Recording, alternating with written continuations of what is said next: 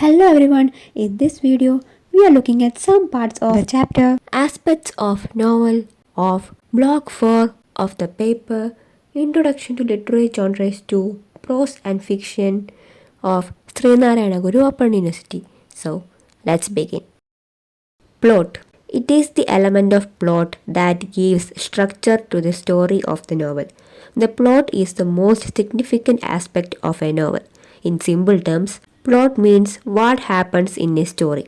It comprises the events and actions in a work of narrative. The author selects and organizes these events and actions in a logical order to attain certain emotional and aesthetic effects. Story and plot have been used interchangeably in a broader sense. However, present day critics distinguish between a work's plot and its story with greater precision. Plot refers to the sequence and duration of events as presented to the reader or audience. The story is then the raw material of events that can be pieced together from the plot's final product. The king died and the queen died is the story. The king died and the queen died of grief is a plot. The first sentence gives a broad overview, while the second sentence explains the cause and effect of a relationship. Aristotle was the first critic to introduce the concept of plot. A narrative's plot creates a unique world in a specific time and space. Spatial means it creates a world rooted in a specific spatial realm, and temporal means the space has its own sense of time in which the events takes place. The effects that a plot has on the reader can vary. Different types of plot produce different types of end products like comedy, tragedy, satire, horror, suspense, and many others. Novels usually have complex plots. The plot is intricately related to another aspect of the novel, which is character. A strong plot starts with an interesting lead character. It is the plot that gives the reader a good reading experience of the work, and it is the plot that acts as a powerful tool to connect the reader to the novel or a story. The plot of a novel should be structured in sequential manner. The sequence should be according to time, space, and cause and effect. The plot of a novel deals with the questions. First one, what this story about? Second one, what happens in a story? Third one, why should it be read? A traditional plot has the following 5 stages: exposition, communication, climax or turning point, and resolution. First one, exposition. Characters, the setting, and the central conflict are usually introduced at the start of the story. The opening scene of Hamlet has been regarded as the example of highly effective exposition. Second one, rising action.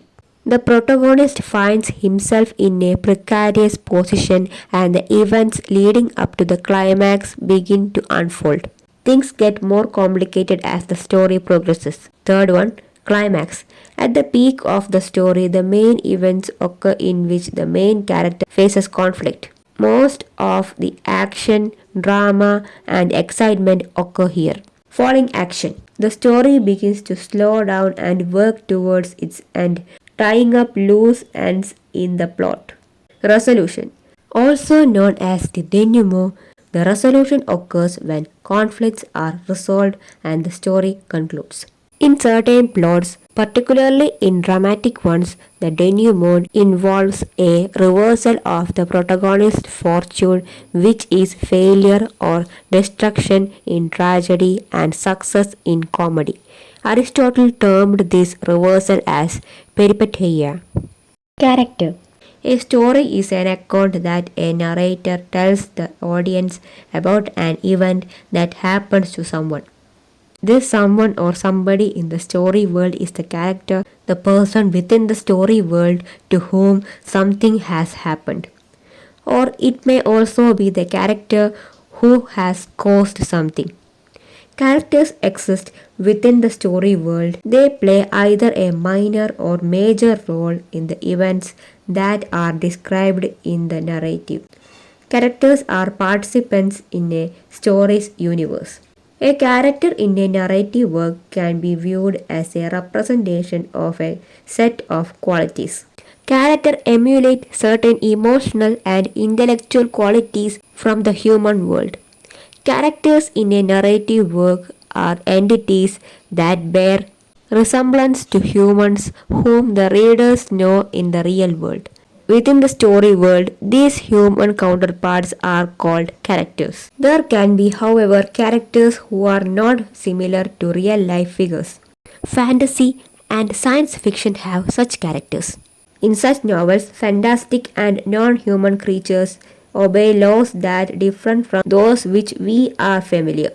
Alice in Wonderland, Harry Potter series, and The Lord of the Rings are examples of fantasy fiction.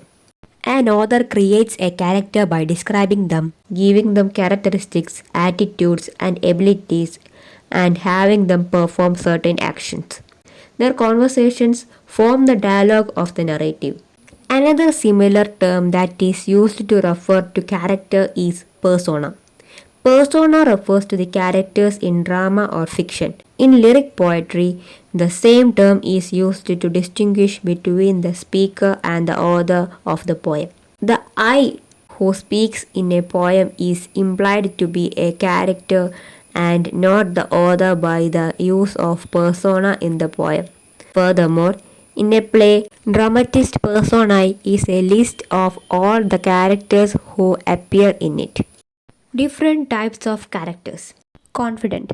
A confidant is a character in a play who serves as the protagonist's trusted friend and to whom the protagonist confides his or her most private views, problems, and feelings. In drama, the confidant enables the playwright to communicate to the audience about the characters' thoughts, feelings, and emotions without the use of stage devices like the soliloquy or the sideways. The confidant can have a very deep relationship with the protagonist.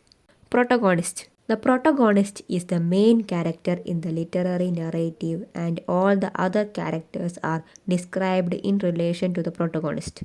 The protagonist is almost always the narrator in stories written in the first person, but this is not always the case. The narrator can also be someone close to the main character or someone not very close. The protagonist is also called the hero or heroine. Antagonist. The antagonist is the most prominent of the characters who oppose the protagonist. In most stories, the protagonist is on the side of good and the antagonist is on the side of evil, which is the root of their conflict. But this can vary sometimes. The protagonist can be an anti-hero, lacking typical heroic characteristics and possessing bad traits, and the antagonist can be an anti-villain having many upright qualities. An antagonist plays a very important role in the narrative as the protagonist and the relationship between them is on the conflict. An antagonist is also called a villain. Tertiary characters. Apart from antagonists and protagonists, there can be tertiary characters in a work. They are unimportant characters who enter and leave the main character's life unnoticeably and appear only in a scene or two. Foil. Foil is a character in novels and dramas who contrast sharply with the protagonist's personality and serves to emphasize and highlight their temperament. Though these two often have an antagonistic relationship, they can also come to see eye to eye and work together to help each other out.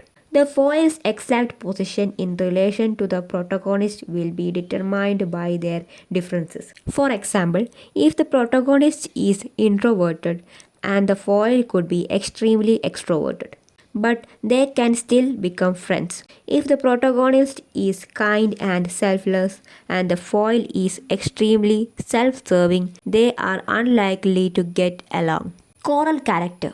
Choral character is a term used to describe a character in a play who, despite being involved in the action to some extent, is nevertheless an active participant too while making ironic commentaries on the action, thus performing a function similar to that of the chorus in Greek tragedy. Techniques of characterization.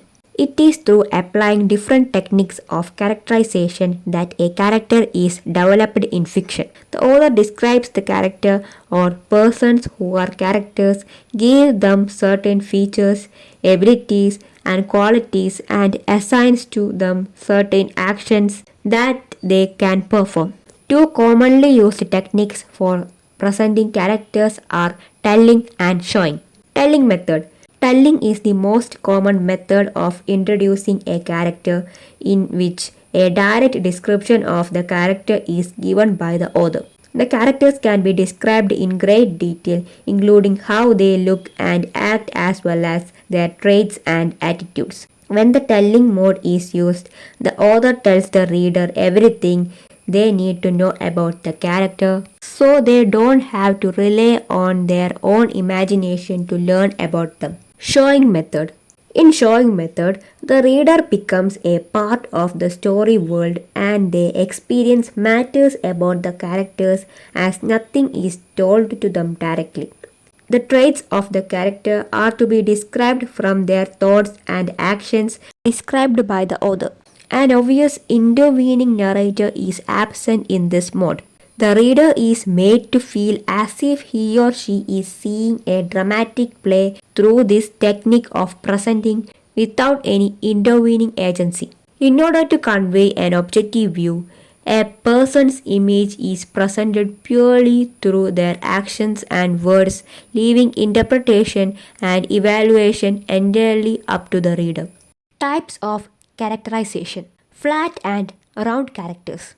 E.M. Foster, in his book Aspects of Novel, distinguishes between two types of characters, flat and round. E.M. Foster says that flat or static characters are types of stock characters who never undergo any kind of development throughout the story. Flat characters are there to help the protagonist. They do not go through substantial growth or transformation in the course of the narrative. They appear stereotypical because of their easily recognizable traits. They are commonly referred to as one dimensional or two dimensional characters because they just have one point of view of the world. A more standard example of flat character is the character of Mr. Collins in Jane Austen's Pride and Prejudice. With his pompous, egotistical, and class conscious personality, he plays an important role in the tale. An important point in the storyline where Elizabeth and Darcy meet is facilitated by Mr. Collins' presence, which furthermore serves as a vital comic element. However, his character stays essentially unchanged throughout the novel. Round or dynamic characters are more true to life individuals and more complex, and they undergo transformation as the story evolves. New aspects arise and the characters at the end of the story changes significantly from what he or she was at the onset of the play or novel. According to Foster, round characters are tactically the opposite of flat characters. Only round characters, Foster argues, are fit to perform tragically for any length of time and only they are capable of surprising in a convincing way. Foster also regards Jane Austen as a writer whose characters are almost always round. In Jane Austen's Pride and Prejudice, the main character, Elizabeth Bennet, is a round character. Through the course of the novel, all her thoughts and emotions change, and finally, despite her initial dislike of him, she falls in love with Mr. Darcy.